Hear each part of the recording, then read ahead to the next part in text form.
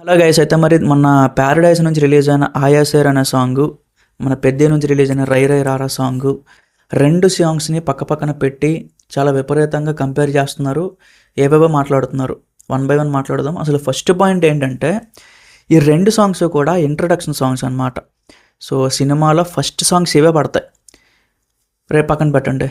రెండోది common point ఇదేంటంటే, ఎక్కువగా డ్యాన్స్కి ప్రాధాన్యం ఇచ్చేటట్టు, అలాగే హీరో క్యారెక్టర్ని ఇంట్రడ్యూస్ చేసేటట్టు అలా ఉండే సాంగ్స్.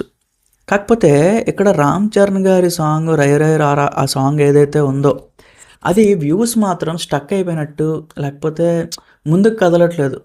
సో మళ్ళీ మీరు నన్ను తిడతారని తెలుసు ఈ పాయింట్ చెప్తున్నందుకు, బట్ చెప్పాలి కదా. మీరు కావాలంటే ఇప్పుడు యూట్యూబ్ ఓపెన్ చేసి చూడండి. మన ఫస్ట్ డే ఏవైతే వ్యూస్ పడ్డాయో ఇప్పటికీ అలాగే ఉంది, ఆ దగ్గరలోనే ఉంది. బట్ ఇప్పుడు ఆయాసేర్ సాంగ్ చూసుకుంటే ఆల్మోస్ట్ చాలా ఎక్కువ 50+ మిలియన్ వ్యూస్ అయితే ఉన్నాయన్నమాట. సో దానికి ఒక 4-5 రోజులు తేడా అంతే, రిలీజ్ చేసే ఆ టైం గ్యాప్. బట్ నాని గారు అని నేను చెప్పట్లేదు, కానీ ఆ సాంగ్ హిట్ అయిందంటే దాని మనకు రీజన్ అనిరుద్ మ్యూజిక్ కాబట్టి హిట్ అయింది అది. బట్ ఇక్కడ రెహమాన్ గారి మ్యూజిక్ అదంతా నేను చెప్పను, బట్ చరణ్ గారి స్టెప్స్ వల్లనే ఈ సాంగ్ అయితే హిట్ అయింది. చాలా తేడా ఉంది రెండింటికి. ఇంకో విషయం, నాని ట్రై చేశాడు డ్యాన్స్, కానీ అదంత పర్ఫెక్ట్గా సెట్ అవ్వలేదు.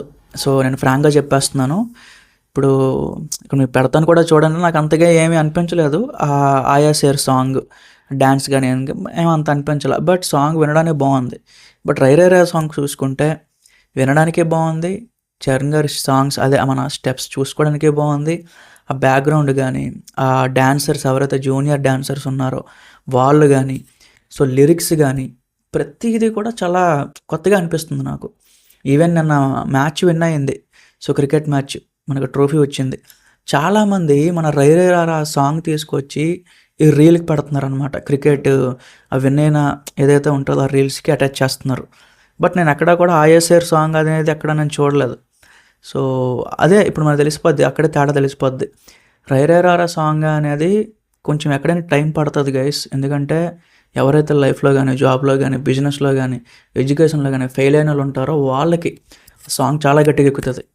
ఎవరైతే ఇప్పుడు జస్ట్ ఒక ఎంటర్టైన్మెంట్ కోసం వింటారో, లేకపోతే ఏదో ఆ నిమిషానికి టెంపరీగా వింటారో వాళ్ళకి ఆయాసేర్ అనే సాంగ్ ఎక్కుతుంది. చాలా తేడా ఉంది.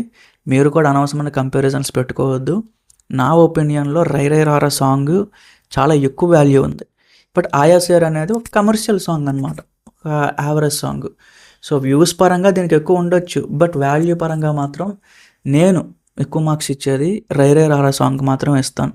సో మరి మీకేమనిపించింది ఏంటి కామెంట్లో చెప్పండి.